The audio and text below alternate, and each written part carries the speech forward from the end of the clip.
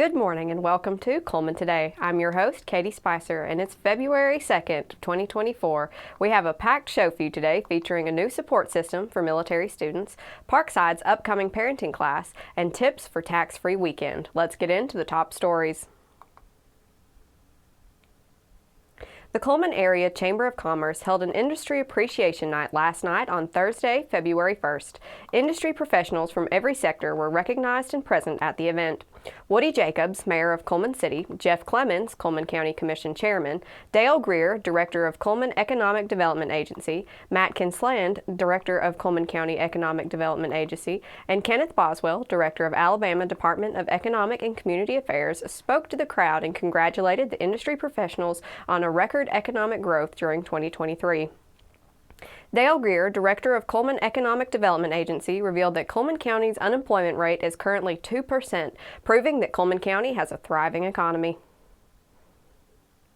While Cullman is finally warming up from the ice storm that landed in the county in a state of an emergency last month, Cullman Emergency Management Agency Director Tim Sarton says spring in Alabama can be just as unpredictable and advises residents to make good use of the upcoming Severe Weather Preparedness Tax-Free Weekend. The state of Alabama's 13th Severe Weather Preparedness Sales Tax Holiday begins at 12:01 a.m. Friday, February 23rd, 2024, and ends at midnight Sunday, February 25th, 2024.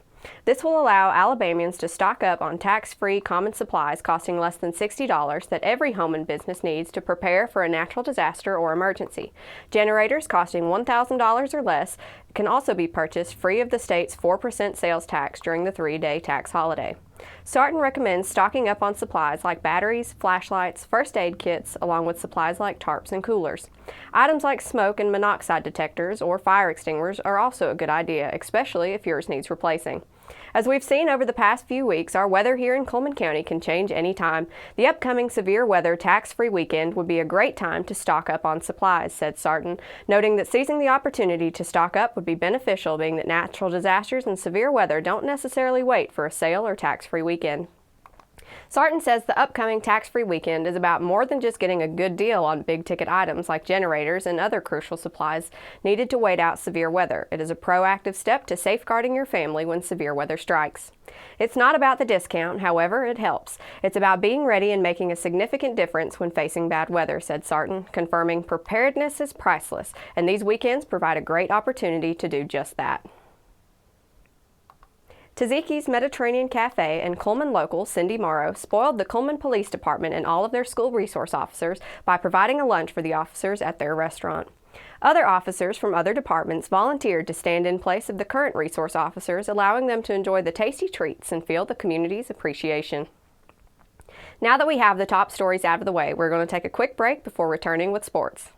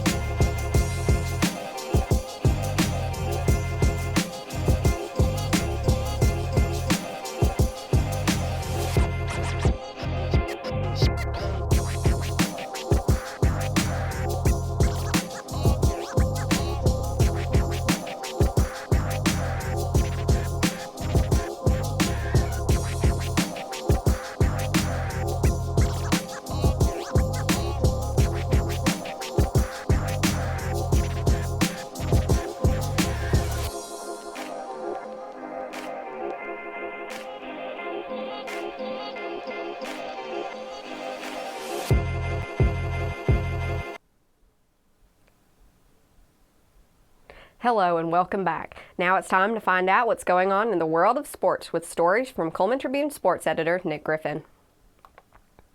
Let's recap Wednesday night's college hoops action.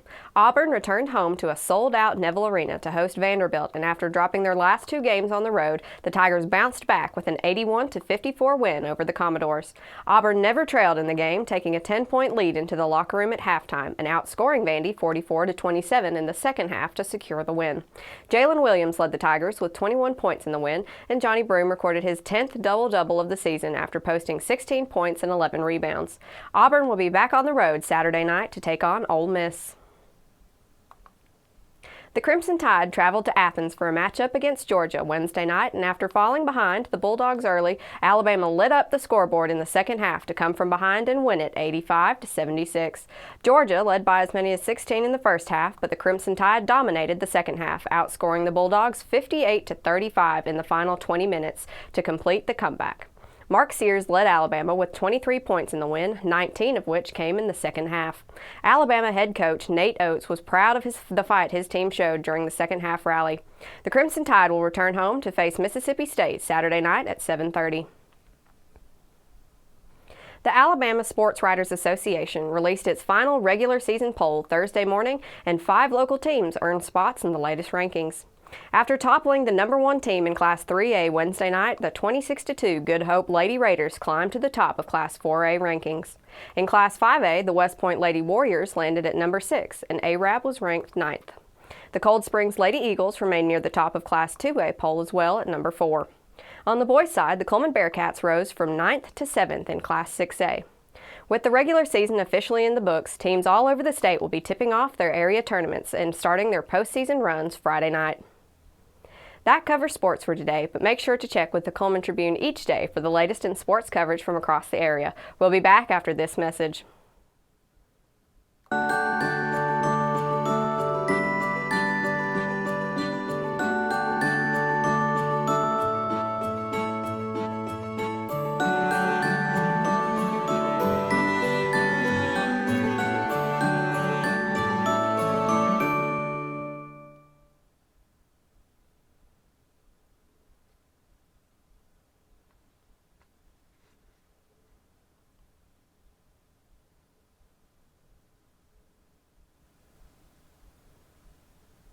Welcome back to Cullman Today. Now it's time to speed things up with our news rundown. 4 stories in under 4 minutes. Parkside School is hosting a 5-week parenting course for all parents in Cullman County that began last night. Every Thursday night in February from 5:30 until 6:30 p.m., parents can learn more about conscious discipline, mindful parenting, techniques and strategies to parenting their children, and enjoy the company of other parents that are riding in the same boat. Light refreshments and childcare will be provided at each class, letting class attendees get the most out of the lessons and group discussions. For more information on the classes, contact Parkside School at 256-796-5568. Students involved in Holly Pond's K-8 School's Junior Citizen Club have been busy at work learning the meaning of citizenship and community, decorating cards with hearts and flowers to deliver to seniors around the county that are recipients of Meals on Wheels. The Bronco students took time to write notes, poems, and sweet wishes in the cards, hoping to brighten someone's day. The cards will be delivered to local Meals on Wheels distributors and handed out to seniors with each meal delivered. On Tuesday, February 13th at 2 p.m., Wallace State Community College invites community members, veterans, military spouses, and anyone with a passion for supporting veterans to the second floor of the Bailey Center for a community forum. The forum is aimed to open communication between Wallace State and the community to learn how to better support Wallace's active and reserve military staff, students, and administration. Innovative ideas are needed to help the college better support the ones who have fought for our freedoms.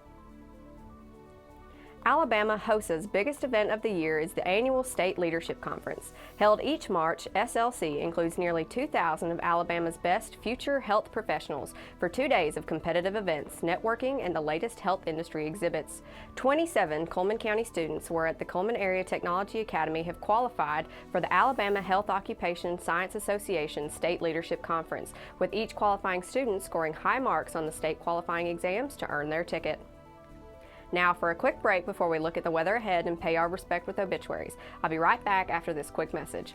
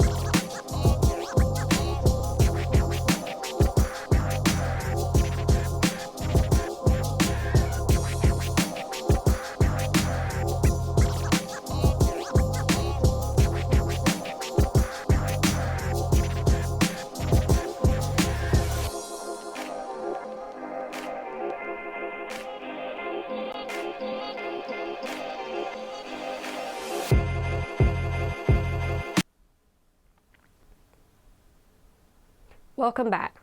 Let's take a moment to pause and remember those who have passed away this week as we turn to obituaries.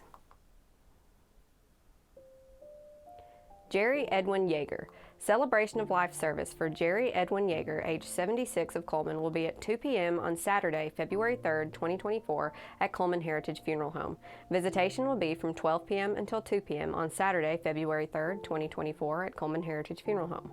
Cullman Heritage Funeral Home is in charge of arrangements. Carla Ann Toe. Funeral service for Carla Ann Toe, age 75 of Decatur, will be at 11 a.m. on Saturday, February 3rd, 2024 at Cullman Heritage Funeral Home. Burial at Mount Zion. Visitation will be from 10 a.m. until 11 a.m. on Saturday, February 3rd, 2024 at Cullman Heritage Funeral Home.